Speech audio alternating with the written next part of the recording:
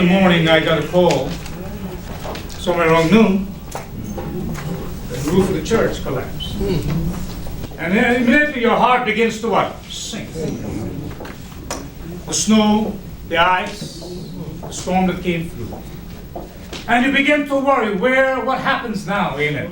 What's going to happen with the people, amen? What are they thinking and what is going on in their lives? They have invested all their lives at Trinity. Yeah. I came by there, I saw some folks, and I saw the sadness on their faces, amen. Amen. But they were determined that in spite of what happened, we're going to keep on serving. Amen. I've been down for so long.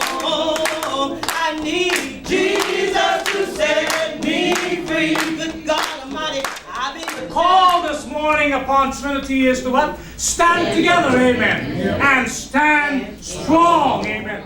There's a lot to discourage us, but we shall rebuild, amen. And like Martin Luther King says, we shall what? Overcome, amen. Someday. And that day is not far away.